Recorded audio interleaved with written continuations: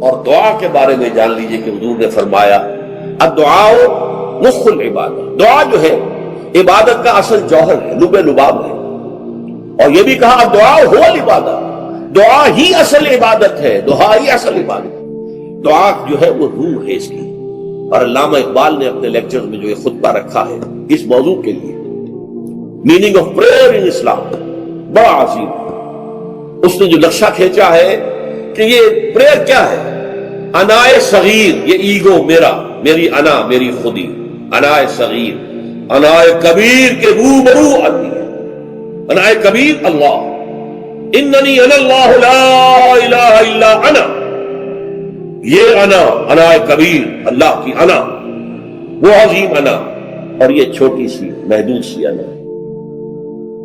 تو ہے محیط بے کراں، میں ہوں ذرا سی آپ جو، یا مجھے ہم کنار کر یا مجھے بے کنار کر۔ اقبال نے پتہ نہیں کس جگہ کس کیفیت میں ڈوب کر یہ شعر کہا ہے، اے اللہ تو ایک ایسے سمندر کے مانند ہے کہ جس کا کنارہ ہی نہیں، اور میں چھوٹی سی ایک پانی کی ایک چھوٹی سی ندی ہوں، آبجو ہوں چھوٹی سی۔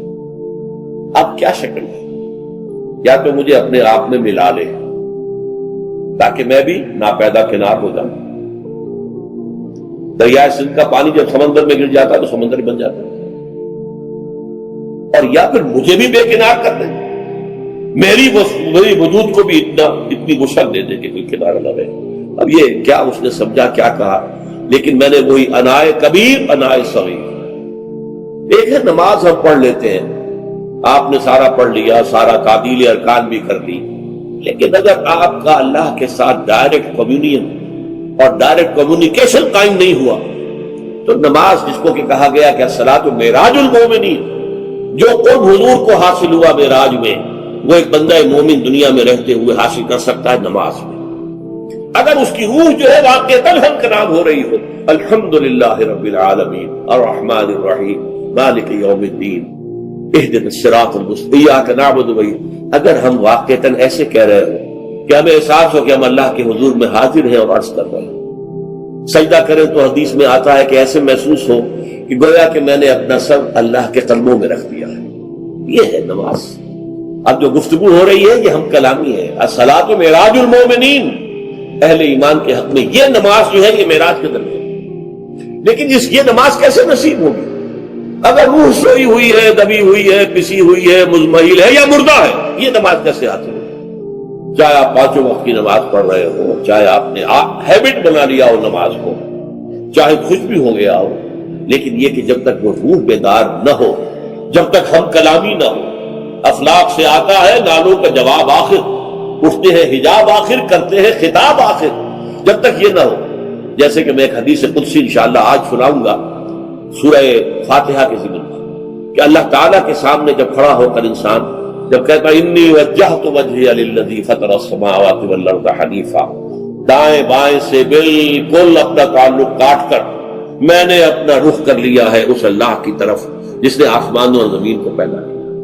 اب یہ توجہ وجہ کو، اگر یہ تو ہے چہرہ تو ہم نے کر دیا خانہ کعبہ کی طرف، اندر سے ہماری روح متوجہ نہیں ہوئی، وہ سوئی پڑی، اسے پتہ ہی کچھ نہیں کہ کیا ہو رہا ہے، تو اس صورت میں وہ کیا ہے؟ ظاہری بات تو پوری ہو گئی، نماز کا ثواب ہو جائے گا، فرض کی ادائیگی کا ثواب مل جائے گا، لیکن وہ اصل نماز کو حاصل نہیں ہوئی۔ یہ ہے وہ بات کہ وَإِذَا سَأَلَكَ عِبَادِي عَنِّي فَإِنِّي قَرِيبٌ، اے نبی جب میرے بندوں کی روحیں بیدار ہو جائیں، توانا ہو جائیں، حیات تازہ سے وہ ہم کنار ہو جائیں، اور پھر وہ میرے بارے میں پوچھیں، وہ میرا تقرب حاصل کرنا چاہتے ہیں، تو آپ سے پوچھیں تو کہیے میں قریب ہوں۔ اجیب دعوت الداع اذا دعان، یہ ہے وہ دعا، میں ہر پکارنے والے کی پکار، ہر دعا کرنے والے کی دعا کو سنتا ہوں، قبول کرتا ہوں، جواب دیتا ہوں جہاں کہیں بھی مجھے پکارے۔ اذا دعان، اس میں در حقیقت وہ مفہوم آ گیا ہے there and then where ever، آپ اپنے گھر میں ہو کر پکاریں اللہ کو، آپ بستر پر لیٹے ہوئے پکاریں اللہ کو۔ الذین یذکرون اللہ قیاما وقعودا وعلی جنوبہم، ہاں ٹھیک ہے، بعض مقامات بعض اوقات قبول دعا کے لیے زیادہ سازگار ہے، حرم میں جا کر دعا مانگی جائے، اور मिना में, अरफात में खास तौर पर, जबल रहमत पर खास तौर पर, मुल्तजिम जो है काबे का उस पर खास तौर पर, वो अय्याम भी है खास। लेकिन ये नहीं है कि बकिया दिनों में आपके और अल्लाह के दरमियान को बड़ा फासला है। ये सारा दुनिया में मुशरिकाना निजामों ने तसव्वुर पैदा किया, अल्लाह तो दूर है, दूर है, दूर है, दूर है, पाक है, पाक है, पाक, तुम नापाक हो, नापाक हो, नापाक हो, और तुम तो बड़ी पस्ती में पड़े हो, तुम अल्लाह से बराह रास्त हम कलाम नहीं हो सकते। कोई दरमियानी चाहिए, कोई लिंक्स चाहिए, कोई पुजारी होगा, कोई पुरोहित होगा, कोई पंडित होगा, कोई पीर होगा, कोई पादरी होगा, कोई पोप होगा, उसके जरिए से तुम अल्लाह से हम कलाम हो, खुद नहीं। और जब जरिए बीच में आ गए तो इनकी मुट्ठी गर्म करो, इनकी चापलूसी करो, इनको भी जो है चादरें चढ़ाओ, इनको नजराने पेश करो। ये है बदतरीन एक्सप्लॉयटेशन जो मजहब के जरिए से नौ इंसानी की हुई है। समाज दुनिया तक हम नुज़ूल फरमा लेते हैं तुम्हारे लिए, और पुकारने वाला पुकारता है, हल बिल मुस्तगफिरिन फगफिर अला, है कोई इस्तिगफार करने वाला कि मैं उसे बख्श दूं, हल बिन साइलिन फअतियहु, है कोई मांगने वाला कि मैं उसे अता करूं। तुम ही सोए रहते हो, अल्लाह गफीर रहते हो, तुम्हें हमारी तरफ तवज्जो नहीं है। अगर हमारी तरफ मुतवज्जे हो जाओ तो जैसे कि इकबाल ने कहा कि मेरे लिए ये दरबान जो है पीराने कलीसा को कलीसा से उठा दो, क्यों खालिक और मखलूक में हाइल रहे पर्दे, कि अल्लाह कहता है मुझसे हम कलाम होने के लिए किसी वास्ते की, किसी वसीले की कोई हाजत नहीं, जब चाहो मुझसे हम कलाम हो। हाँ, एक शर्त है, फलयस्तजीबू ली, चाहिए कि वो मेरी बात भी कबूल करें, मेरे अहकाम को तस्लीम करें, मेरे फरामीन कान से खोल कर सुने, उन पर दिल से अमल करें। फलयस्तजीबू ली, ये वन वे ट्रैफिक नहीं होगा कि हम तुम्हारी दुआएं कबूल करें और तुम हमारी बातों से पहलू तो ही करो, सुनी अनसुनी कर दो, ये नहीं होगा। ये एक टू वे ताल्लुक है, जिसे आजकल कहा जाता है बाइलैटरल ताल्लुक है।